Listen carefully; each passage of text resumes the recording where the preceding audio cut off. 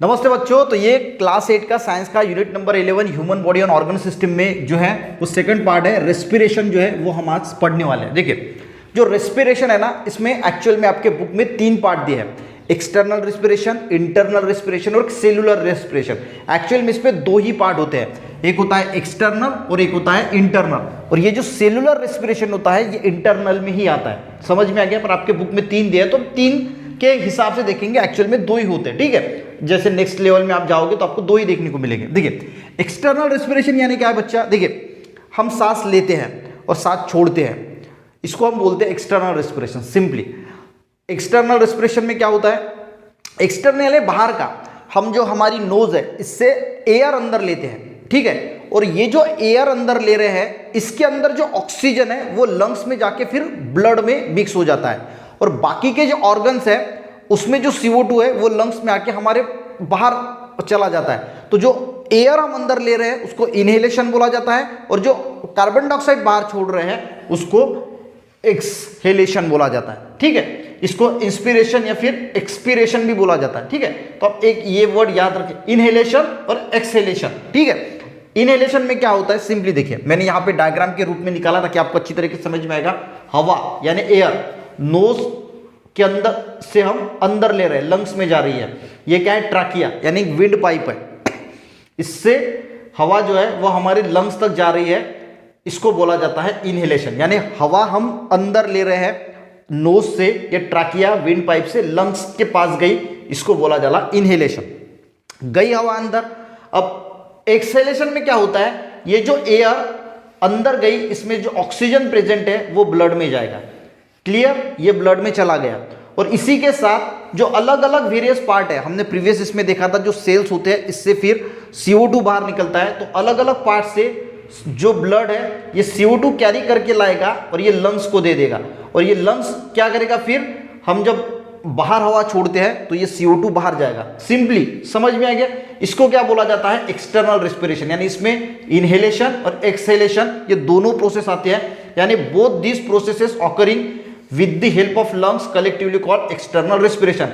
यानी इनहेलेशन और exhalation lungs के थ्रू बोथ प्रोसेस हो रही है, उसको क्या बोला जाएगा? External respiration. यानी हमने हवा ली, ऑक्सीजन ब्लड में गया, वो लंग्स में गया, वो ऑक्सीजन ब्लड के थ्रू हर एक ऑर्गन के पास गया, और उसके बाद CO2 लंग्स में आया और वो हमने बाहर छोड़ दिया, उसको बोला जाएगा एक्सटर्नल रेस्पिरेशन।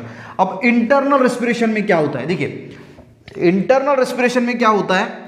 एक्सचेंज होता है gases between cell and tissue fluid. देखिए टिश्यू फ्लूइड और गैसेस, सेल और टिश्यू फ्लूइड। टिश्यू फ्लूइड का मीनिंग क्या होता है? एक टिश्यू के अंदर जो फ्लूइड है, लिक्विड है, अब वो बहुत है अंदर की डिटेल में हम इतना नहीं जानेंगे। आप इतना समझ लीजिए कि मान के चलो कि ये हार्ट है, तो हार्ट से जो है वो ऑक्सीजन जो है वो ब्लड स्ट्रीम के थ्रू, ब्लड स्ट्रीम है, ऑक्सीजन जो है वो ब्लड स्ट्रीम के थ्रू सेल में जा रहा है।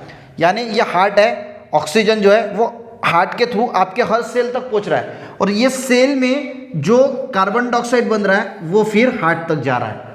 तो ये क्या है? एक हार्ट यानी एक ऑर्गन है जो टिश्यू से बना हुआ है, तो हर एक टिश्यू से सेल की तरफ जा रहा है, और सेल की तरफ से फिर CO2 जो है, तो ये गैसेस का एक्सचेंज हो रहा है between cell and tissue fluid. तो इसी को क्या बोला जाता है? Exchange of gases between cell and tissue fluid, इसको बोला जाता है इंटरनल रेस्पिरेशन। और इसमें एक सेलुलर रेस्पिरेशन आता है। सेलुलर यानी सेल के अंदर फिर क्या हो रहा है? देखिए सेल के अंदर क्या होता है? ये जो रेस्पिरेटरी सिस्टम से हमारा ऑक्सीजन अंदर जा रहा है और डाइजेस्टिव सिस्टम से ग्लूकोज जा रहा है, यानी इस ग्लूकोज कहाँ पे जाता है? सेल के अंदर पहुंच रहा है। ठीक है, वो भी सेल के अंदर पहुंच रहा है, ये ऑक्सीजन भी सेल के अंदर पहुंच रहा है। अब ये ऑक्सीजन क्या करता है? इस ग्लूकोज को ऑक्सीडाइज करता है। ऑक्सीडाइज यानी स्लोली बर्न करना। यानी जो आपके सेल के अंदर ग्लूकोज है, ये जो ऑक्सीजन सेल के अंदर जा रहा है, ये ऑक्सीजन उस ग्लूकोज को स्लोली बर्न करेगा, इसको ही हम बोलते हैं ऑक्सीडाइज। और जब ये बर्न होता है, जैसे कोई चीज बर्न होती है तो उससे एनर्जी रिलीज होती है, कार्बन डाइऑक्साइड रिलीज होता है, आपने देखा होगा। ठीक है, उसी प्रकार जब आप वो ग्लूकोज जो है वो सेल के अंदर है, ये ऑक्सीजन अंदर गया, ऑक्सीजन जैसे अंदर गया तो वो ग्लूकोज को ऑक्सीडाइज करेगा, यानी स्लोली बर्न करेगा। और जैसे ही वो बर्न होगा उसमें से एनर्जी निकलेगी, CO2 निकलेगा और वाटर वेपर निकलेगी। और वही रिएक्शन आपके बुक में दिया है, ग्लूकोज दिखा है C6H12O6 यानी ग्लूकोज, ये 6O2 यानी ऑक्सीजन, इसको ऑक्सीडाइज करेगा, इससे क्या रिलीज होगा? 6H2O यानी वाटर वेपर, 6CO2 यानी ये वेस्ट प्रोडक्ट, और ये एनर्जी यानी 38 ATP एडेनोसाइन ट्राइफॉस्फेट, ठीक है।